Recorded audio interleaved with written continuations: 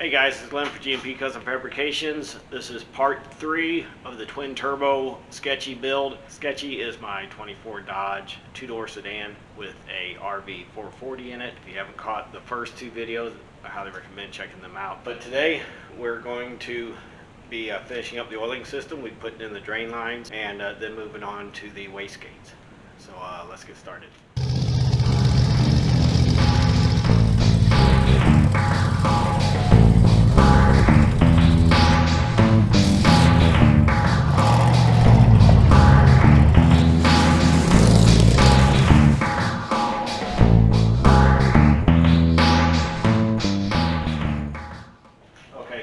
Camera, I hate doing stuff off camera, but sometimes I get caught up in the moment. I went ahead and this is the oil pan off the 440. Went ahead and welded a couple bungs on the front of it. I wanted to go ahead, I was going to tee and go into one, but I wanted to make sure there's no restriction going back to the pan. But anyway, I'm going to go ahead and get started. I need to, there's a windage pan, windage tray. I got the windage tray that needs cleaned up. I'm going to shoot a coat of spray paint on the pan to get it ready. Spray it first, and then while it's drying, I will clean up the windage tray.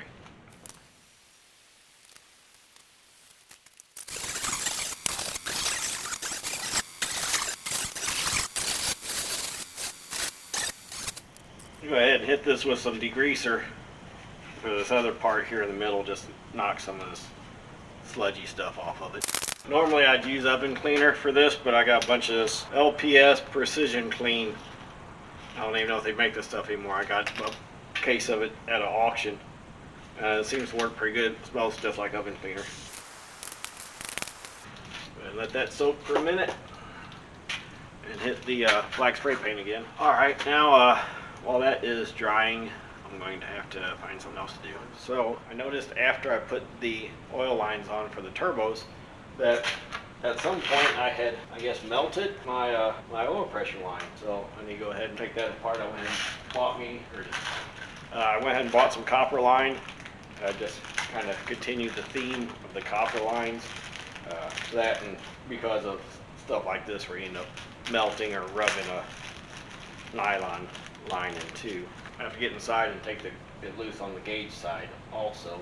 On my list of things to do eventually after the turbo project will be the firewall project. This firewall is just almost non-existent. I need to redo it anyway to try to regain some leg room. If you look right here, let's see, this is my kickdown linkage. And because of the way it's made, it really gets into where my floorboard should be for my driver's side floor. So I end up going up at a quick angle and end up pushing my pedals towards me, and I lost a bunch of leg room. So I'm going to redo that. I've got a cable for that, so I'm going to figure out how I'm going to rig that up. I'm guessing hopefully it goes off the bottom of the carburetor, but there's no point in doing all that until I get the other carburetor on. So it's all eventually going to happen in some reasonable order. But yeah, the firewall needs redone, at which time the steering will be finished up. I'll probably do a upcoming video which will be nothing but knocking out a bunch of little projects. So that's kind of the plan. I had considered running this little bitty line like this for my turbos, and it probably would have been fine. This is a little 1/8 inch, and probably would have been plenty to feed them since I ended up having to reduce it down that much anyway. Fortunately, I still have my dash loose from the last time I was having to work in here, so I don't have to tear all that apart again. Okay, I was going to I attempted to film doing the oil pressure gauge, but between the trying to get lighting right, get the camera in there to where you could see what I was doing, and me trying not to cuss on my videos, I thought it was best if I just shut the camera off and just show you the finished product. Copper line here. Of course, when I redo my firewall, all that will come out, and then I'll have to redo all that. Oil pan will be getting dry enough to go ahead and put it up, and I'll go ahead and first I'll wipe down the windage tray, or is it windage? I'm not sure. I've heard it pronounced on car shows before, and I can't for life of me remember if it's windage or windage. But anyway, we all know what I'm talking about. And if you don't know what I'm talking about, it's this little tray thing that sits on top of the oil pan, so that the oil slinging off of basically keep the oil from splashing off the pan and hitting the crank and causing loss of motion and keeping them from whipping up the oil and all that, something like that. Okay, I noticed when I took it apart that it had the oil pan gasket, then it had the tray on top of that, and then no gasket between the tray and the engine. I guess I'm going to put my silicone between the pan and the tray.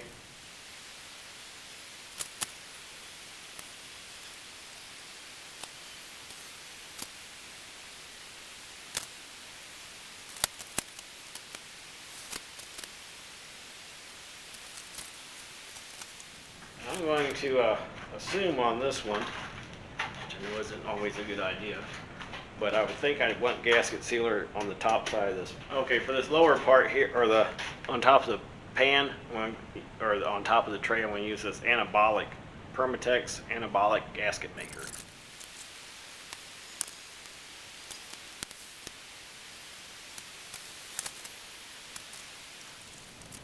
Okay.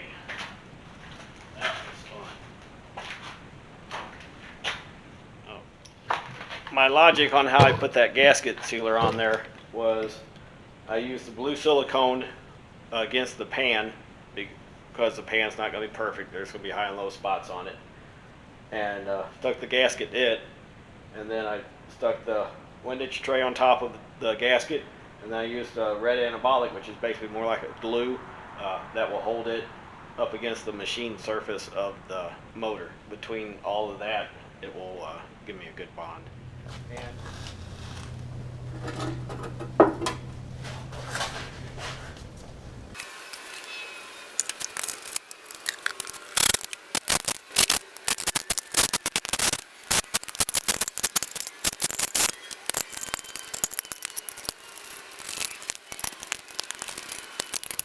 Okay, I didn't bother filming that. All I was doing was hooking up the hoses to the front of the pan. I think that turned out pretty good. I'm thinking I'll probably do some kind of mount for the hose, for the drain hoses, so that they aren't bouncing around. I know over on this side, I need to do something to keep it up off that steering link. I make a little bracket off of these that I'm not using. That was originally for an old radiator mount. I'm not mounting the radiator there anymore, so I can come off with something to hold that up, but not too high. I think that's enough of an angle to get a good drain flow out of it. I don't guess it would hurt anything to go ahead and start it up and see how it does. Now, let you in a little secret. I have started it with the turbos on there, but I didn't have the drain hoses down low enough, and I didn't have restrictors in the supply lines, which I have now. I've reduced it down to, so I guess that'd be an 1/8 inch. Because I was getting a lot of oil out of the exhaust side, not out of the intake side, so I won't be surprised when I start up if I get some. It's not the end of the world. I'm not giving up on these turbos that easy. Now if I was getting a lot out of the intake off the compressor side, then I'd be more concerned because I don't need that blowing into my engine. But if it's blowing out the exhaust, there's a good chance eventually once the turbo got heated up, it would burn up a bunch of that and it just turn into smoke, and not that big a deal. So I'll go ahead and set you over here.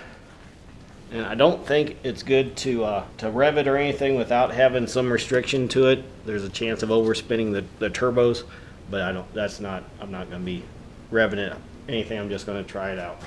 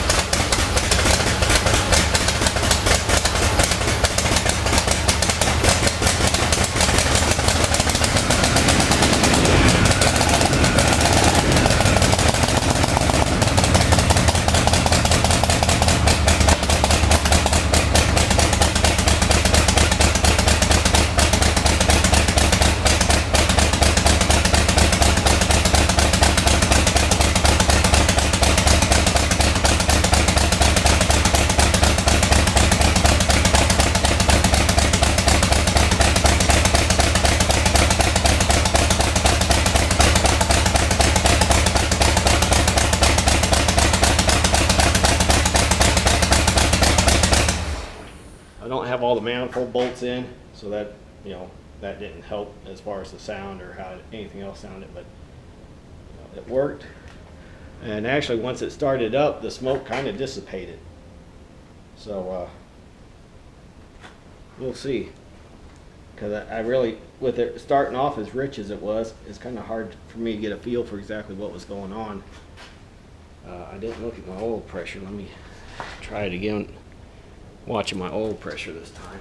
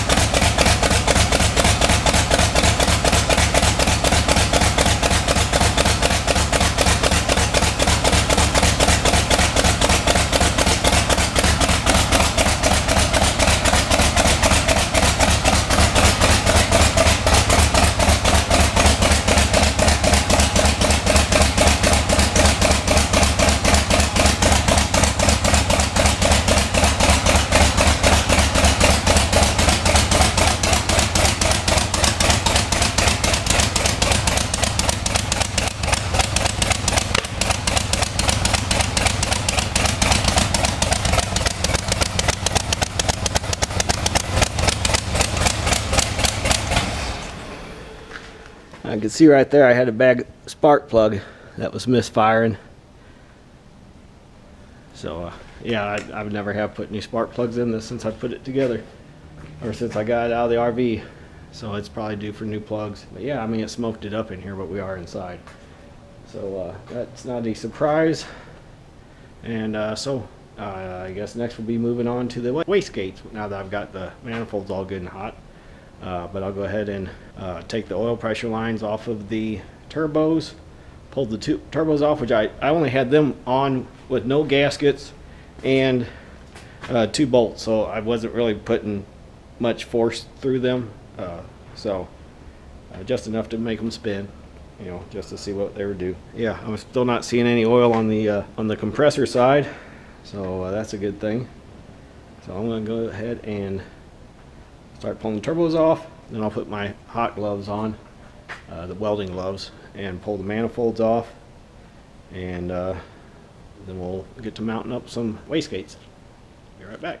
Okay, the wastegates that I have, story on those. The first one I got, there is a local store that is Amazon outlet for returns, and the first day of the week, I guess they restock Friday night. Well, Saturday you go in there and any item in the bins is $8, and then the next day it's $7.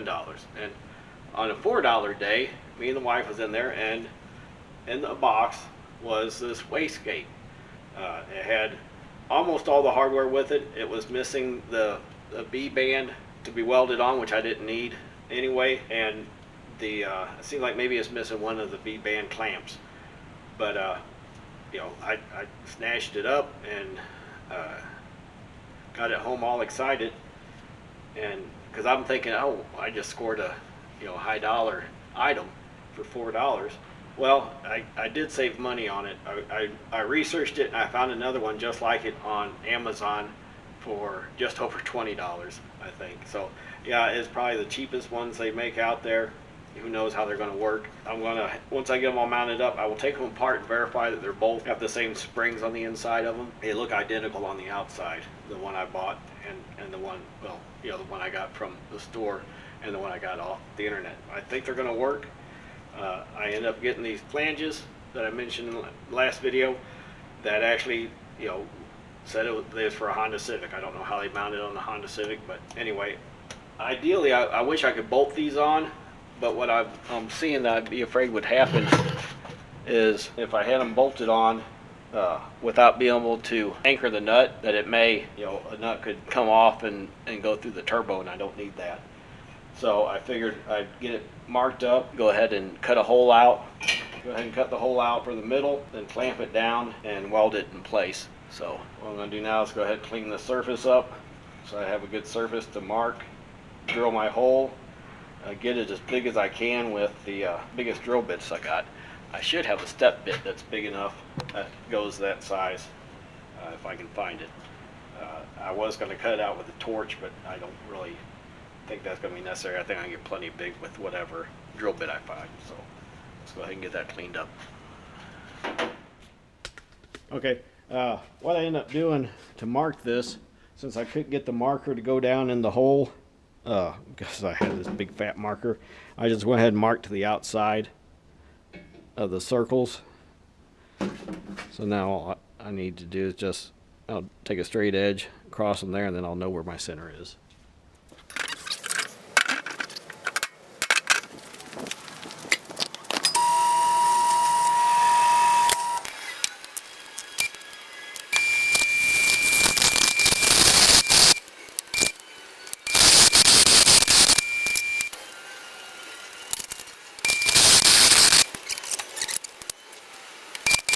I think that's the biggest bit I have. Just wish that thing would cut all the way out to the top here. That would be perfect. And if you look at the wastegate, that'd be perfect. If I could get it to go that side, go all the way up. But it's really fighting me.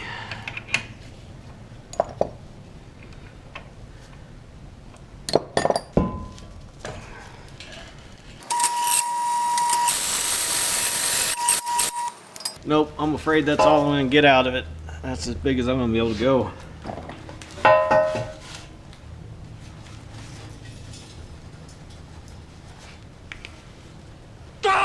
I use a die grinder, go around the inside of that, open it up some. But that's the biggest bit I have. So that's what I'm going to have to do. Just leave it for that for now, and I guess that would possibly cause boost creep. Now that I'm thinking this through, it would, yeah, definitely that would, because I've seen when people aren't able to control their boost because their wastegates aren't big enough, it causes boost creep.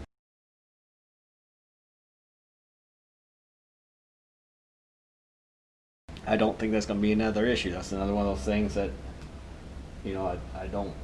I'm not running 10,000 RPMs. I'm not running high volume, so I think this will work, and if it doesn't, I can always go back, pull the wastegate off, and I run a bigger drill down on the inside of that hole that matches that size. So we'll see. But for now, I need to go ahead and get the angle, or get the die grinder out. Okay, if you look down there, you see the size of the hole. You can see the size difference. So yeah, it's going to be restrictive when it comes to the wastegate doing its job, but we'll just have to work with that. If I should happen to get a drill bit that is as big as this opening, then I can always go down through this into there and make that bigger. So, but for now, I'm going to go ahead and weld it on.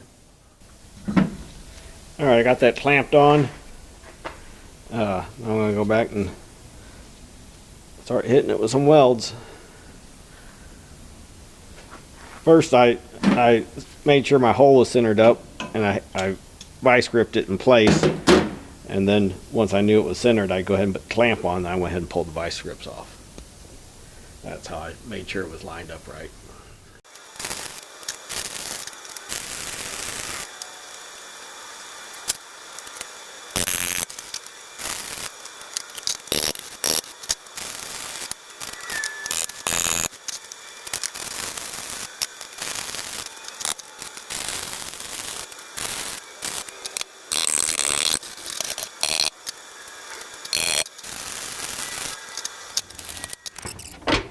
Alright, pretty happy with the way that turned out.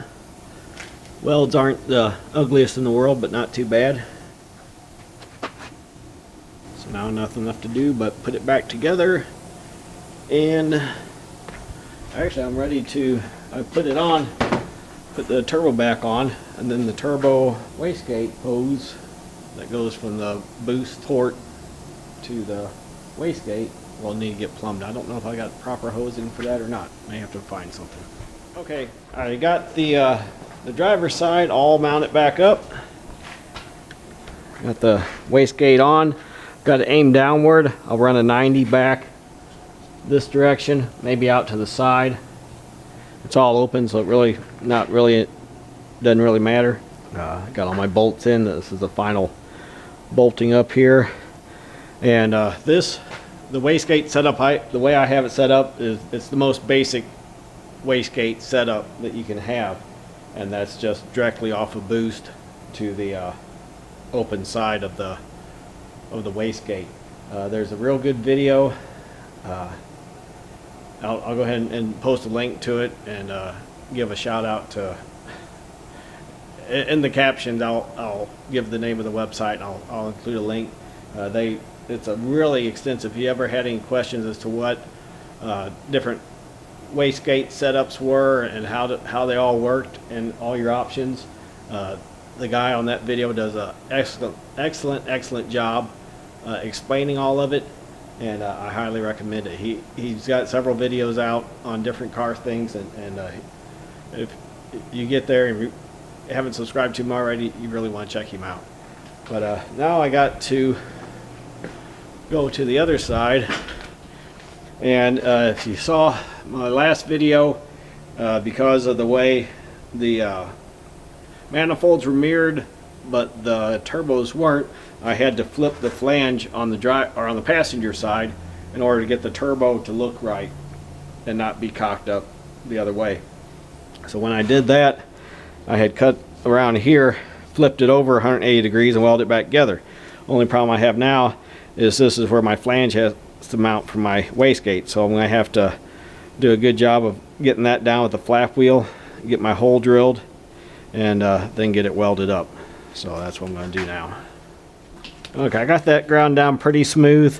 I think that will be good enough. When I weld, I'll be able to, fill up any gaps around the edges. I went ahead and got my center point. I'll try to drill that out. Hopefully that weld's not going to be too hard for the drill bit to get through. I'll take it just as big as I did with the other one so that they're both evenly sized, and then we'll go from there. I'm not going to film all this. When I come back to you, I'll be putting it back on, or I'll have it on and I'll show you it finished, because I've showed you all this already. So I'll see you in a bit. Okay, so what I got accomplished for this video was so what I got done today, a little recap. Got the wastegates welded on. I got the drain lines hooked up, run into the oil pan, and that is it. That's how it looks. I had this old air hose from old air tanks I had. I thought it looked a little more vintage than something new on there.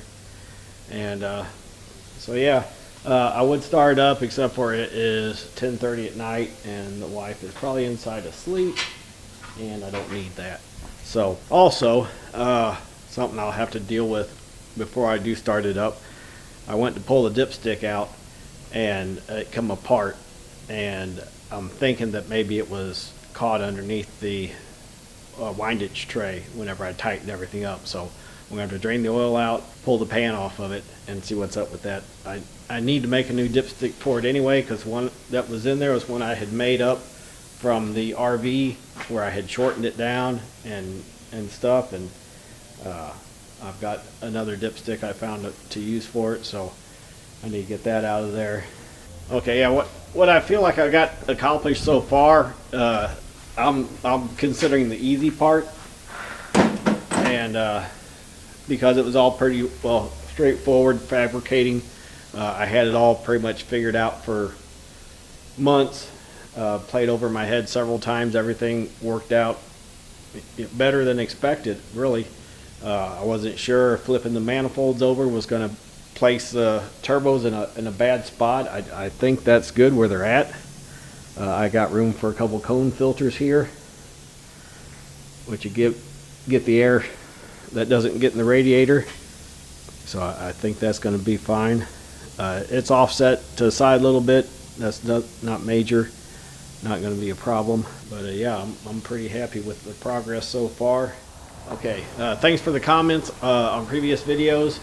If you're not a subscriber yet, please subscribe. Hit that like button. Hit the little bell. Get notifications when the next one comes out. My next video is going to be, I don't know, what I'm thinking about doing. I know I've got the Holley carburetor here. It's a Holley 750 double pumper. And I've been watching videos and reading articles on modifying these for making them blow through. So I think I got a pretty good grip on that. I don't think that's going to be too bad. Getting it tuned where it's working right will probably be the hardest part. So that's probably what I'm going to start with in the next video.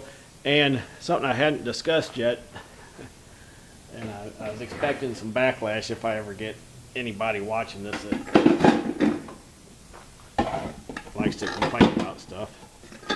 But generally what guys have when they use blow-through carburetors is a bonnet set up where, oh, here's a picture one right here. And yeah, I mean, that's fine. I'm sure they work great, and they're probably a lot more streamlined and work a lot better. But what I'm going to do is make this work. This is the dual snorkel that's off of it. I'm going to take the snorkels off, modify them to accept the same size as this, so I can run my lines up. You know, that's pretty much, you know, very little adjustment there. Take the horns off. There's preheat tube here. I have to cut all that off. Probably cut it up flush to the, well, maybe keep a little bit of the red here. I don't know yet. I gotta get rid of the breather port there. And I believe I'll be able to tap into that to get my boost signal from. So that's coming up. I might go ahead and do that first before I start on the carburetor. I know this ain't the traditional way to do blow-through carburetor, but you know, I'm gonna have all kinds of resistance and possible flow issues. Yeah, I'll take the I'll be taking the air breather or the air filter out. I'll be taking these here out, and basically all it's doing is increasing the pressure on the outside. So we'll see. Either it works or it don't, and if it don't work, then I'll make something that does. I'm not going to pay a bunch of money for a bonnet. I think for what they are, they seem kind of high, but it's a simple enough object to recreate that I will probably go that route if this doesn't work out. So anyway, enough yammering. Gonna wrap it up. This is Glenn for GMP Custom Fabrications, living the dream till the freaking phone rings. Thanks for watching.